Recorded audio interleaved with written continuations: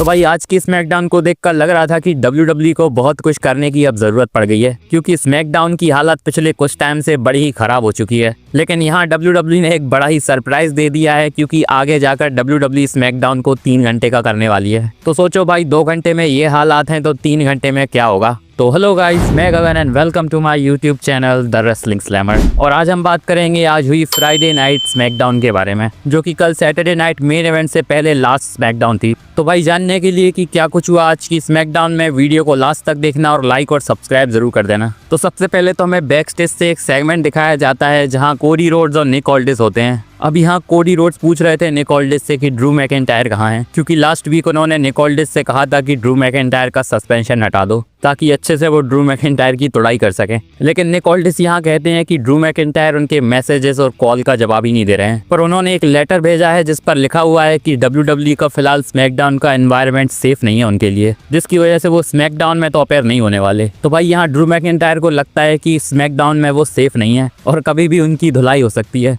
इसीलिए आज वो स्मैकडाउन में नहीं आए। अभी यहाँ निक ऑल्डिस वैसे ये बताते हैं कि वो पर्सनली ड्रू मैकिंटायर के घर जाकर बात करने वाले हैं, जो कि शायद हमें नेक्स्ट वीक दिखाया जाएगा। नेक्स्ट इसके बाद कोडी रोड्स रिंग में आते हैं और शायद वो प्रोमो कट करने वाले थे, लेकिन ज्यादा कुछ इससे पहले वो बोलते हैं यहाँ ओवा फेमी की एंट्री हो जाती है। अभी कल सैटरडे नाइट मेन इवेंट में ओवा फेमी कोडी रोड्स के अपोनेंट होने वाले हैं। तो भाई आज WWE ने इनके मैच को बिल्ड करने का थोड़ा ट्राई करा। वैसे ओवा फेमी की एंट्री के साथ लग तो रहा था कि भाई कोई तगड़ा बंदा एंटर कर रहा है, और क्राउड की तरफ से भी हमें अच्छा खासा रिएक्शन देखने को मिल रहा था। तो भाई शायद ओवा फेमी जब भी मेन रोस्टर में आएंगे वो डायरेक्टली फिट हो जाएंगे। अभी हमें यहाँ ज्यादा कुछ तो सुनने को नहीं मिलता, लेकिन ओवा फेमी का कहना है कि वो फ्यूचर होने वाले हैं और कोडी रोड्स पास्ट हो चुके हैं। यहाँ उन्होंने जॉन सीना की वो लाइन भी बोली जहाँ वो कहते हैं कि your time is up and my time is now, जिस पर कोडी रोड्स कहते हैं कि जिस बंदे की तू ये लाइन बोल रहा है उसे मैं समर स्लैम में हराकर ये चैंपियनशिप ले चुका हूँ। इसके बाद कोडी रोड्स यहाँ से जा रहे थे, लेकिन ओवा फेमी उन्हें रोक के कहते हैं कि भाई कहाँ जा रहा है, और वो अपनी भी चैंपियनशिप रेस करते हैं, जो कि NXT की चैंपियनशिप उनके पास है। और भाई कल सैटरडे नाइट मेन इवेंट से पहले इनका एक तगड़ा सा फेस ऑफ भी हो गया।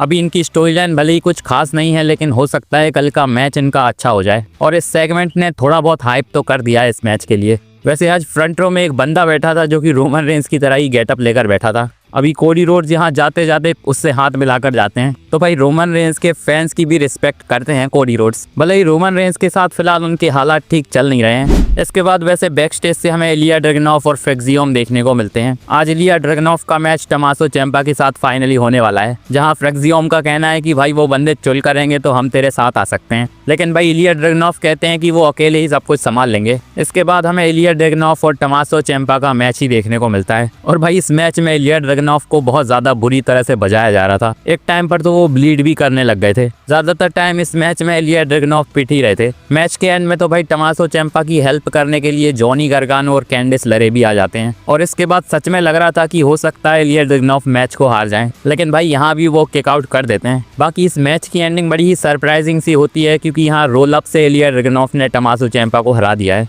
जिसके बाद भाई फिर से इलिया ड्रैगनोफ की DIY मिलकर धुलाई करती है, लेकिन यहाँ कार्मेलो हेस फिर उन्हें बचाने के लिए आ जाते हैं। वैसे अभी टमासो चैंपा यहाँ क्लीन नहीं हारे हैं, तो शायद ये स्टोरी लाइन अभी भी जारी है। बैक स्टेज से इसके बाद हमें एक सेगमेंट दिखाया जाता है जहाँ मिज और जेवॉन एवॉन्स होते हैं। अभी हमें पता है कि जेवॉन एवॉन्स को मैच मिल चुका है AJ स्टाइल्स और ड्रैगन ली के साथ, जो कि कल हमें सैटरडे नाइट मेन इवेंट में देखने को मिलेगा। अब यहाँ मिस कंप्लेन कर रहे थे कि भाई ये बंदा पैदा भी नहीं हुआ था जब जॉन सीना ने डेब्यू करा था, और इसे मैच मिल गया लेकिन उन्हें मैच नहीं मिला है। लेकिन जेवॉन एवॉन्स यहाँ अंकल कह के बुलाते हैं मिस को और कहते हैं कि भाई 2 मौके तुम्हें मिल गए लेकिन तुम हार गए। अब यहाँ मिस को ये अंकल वर्ड पसंद नहीं आ रहा था, तो भाई यहाँ आर्ग्यूमेंट बढ़ जाती है। अभी ये सब इसीलिए कराया जा रहा था क्योंकि जेवॉन एवॉन्स और मिस का मैच ऑफिशियल करवाना था, जो कि भाई इसके बाद हो भी जाता है। नेक्स्ट इसके बाद हमें व्हाइट 6 रिंग में देखने को मिलती है, और शॉकिंगली आज हमें प्रोमो सेगमेंट देखने को मिलने वाला था, जो कि शायद पहली बार रिंग में होने वाला था, क्योंकि अभी तक हमें इनके सिर्फ बैक स्टेज सेगमेंट्स ही देखने को मिलते थे। अब यहाँ अंकल आउडी सोलो सिकुआ को वार्न कर रहे थे कि भाई तू ये फैमिली करता है ना, एक दिन फैमिली ही तेरे ऊपर टर्न कर देगी।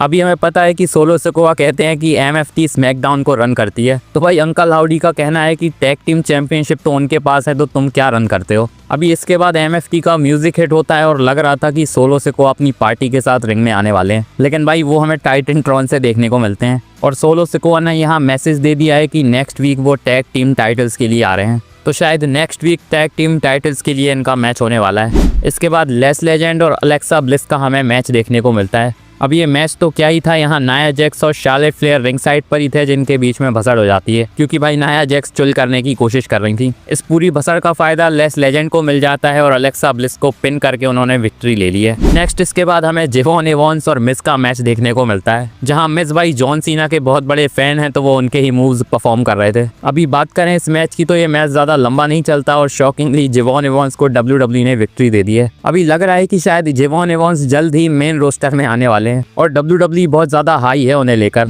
इसके बाद हमें बैक स्टेज से मिचिन का प्रोमो देखने को मिल रहा था, जहां वो जेड कारगिल के बारे में बकवास कर रही थी, जिसके बाद भाई बैक स्टेज ही जेड कारगिल उन पर अटैक करके रिंग में आ जाती हैं, जहां उनका कहना था कि भाई है कोई मेरी टक्कर में जो कि मुझे चैलेंज कर सके। जिसके बाद भाई यहाँ टूटी फूटी मिचिन की ही एंट्री होती है, जो कि फिर से पिटने के लिए आई थी और यहाँ जेड कारगिल उन्हें चोक स्लैम लगा देती हैं। अभी ये जेड कारगिल के साथ WWE कर क्या रही है ये किसी को भी नहीं पता होगा। नेक्स्ट हमें मिक्स्ड टैग टीम मैच देखने को मिलता है Rhea Ripley, Damian Priest, Aleister Black और ज़ेलिना वेगा के बीच में, जो कि स्मैकडाउन का मेन इवेंट था। आज देखकर लग रहा था कि WWE के पास कुछ भी खास नहीं था स्मैकडाउन के मेन इवेंट में करने के लिए, इसीलिए इस मैच को डाला गया था। बाकी ये मैच भी हमें ठीक ठाक सा ही देखने को मिलता है। एक मोमेंट पर रेहा रिप्ली एलिस्टर ब्लैक से भी भिड़ जाती हैं। बाकी इसके अलावा कुछ स्पेशल सी चीज़ हमें यहाँ देखने को मिलती नहीं है और इस मैच का रिजल्ट भी बड़ा ही प्रेडिक्टेबल था, क्योंकि यहाँ डबल रेजर्स एज के साथ रेहा रिप्ली और डेमियन प्रीस्ट की विक्ट्री हो गई है। तो भाई आज की स्मैकडाउन भी हमें ठीक ठाक सी ही देखने को मिली, जो कि पिछले कुछ टाइम से हमें देखने को मिल रही है और करंटली देखकर लग रहा है कि स्मैकडाउन की हालत बिल्कुल भी ठीक नहीं है। अभी पता नहीं 3 घंटे की स्मैकडाउन कैसे झेलने वाली है। तो भाई WWE को कुछ तो स्पेशल करना पड़ेगा।